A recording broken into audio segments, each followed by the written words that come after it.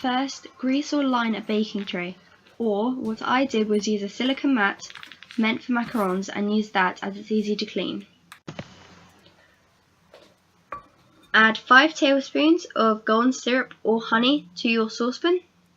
You want to make sure the saucepan is the biggest one you can use, as when you add the bicarbonate of soda, the mixture will all enlarge and get bigger,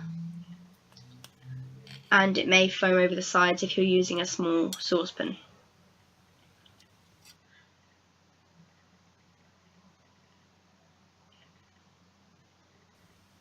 Next, add 200 grams of caster sugar to the saucepan, and once you've added them all, turn on your heat from your hob.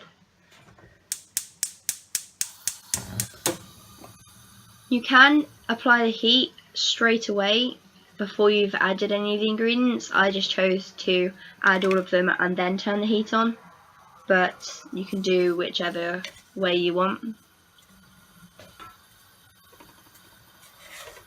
When you first start mixing the ingredients together, they will clump together, but do not worry, as the mixture, as it gets hotter, it will become more of a liquid.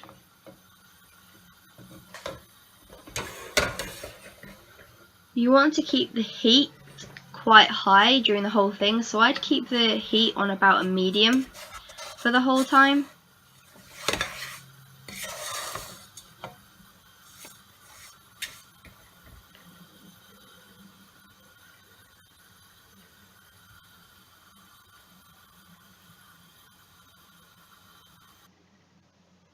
As you can see, it does get quite clumpy, but it also slowly melts down and becomes more bubbly and more of a liquid.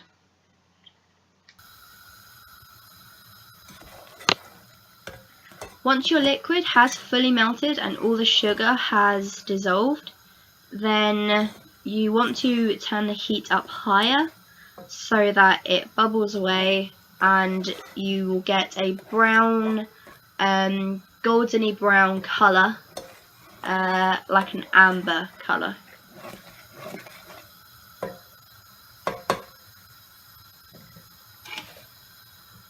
Make sure you scrape down whatever utensil you're using to mix it, as there may be some stuff on your utensil that also you want incorporated. Don't want anything left out.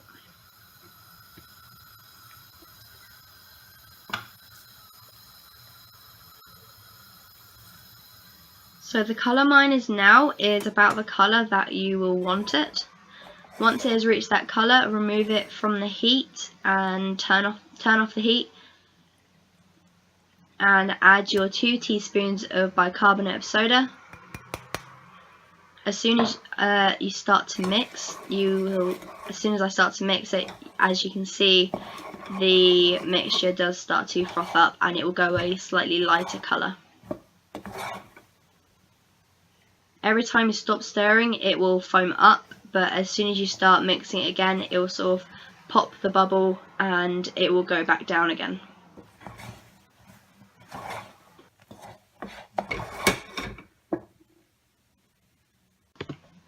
Once all of your bicarbonate of soda has been incorporated in your mixture, empty out your saucepan onto your baking tray.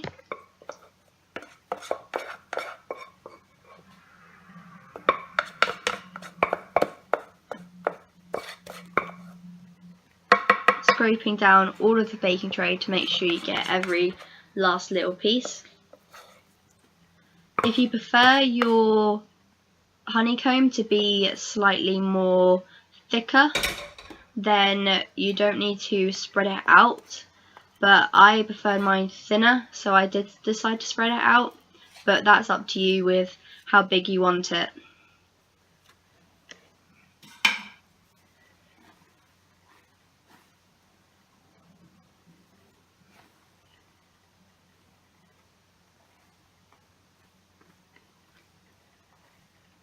Once you've got it how you want, you can either leave it out and it will just go hard sitting in a room, as long as the room is not too hot, or if you want it to harden a bit quicker, then you can put it in the fridge. I suggest putting it in the fridge for maybe half an hour up to an hour. If you are leaving it in a room, then I suggest leaving it there for an hour up to half an hour. But you don't want to break it when it's still a bit soft. You want it to be completely brittle when you decide to break it. So you can break it however you want.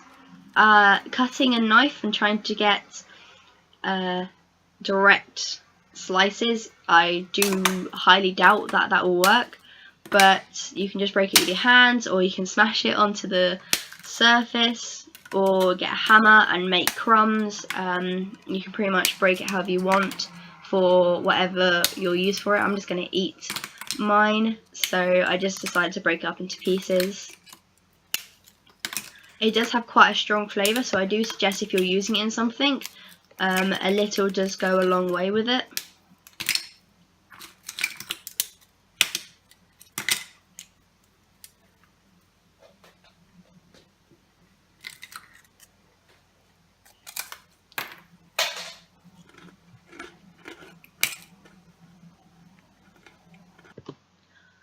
I do hope you guys enjoyed this video.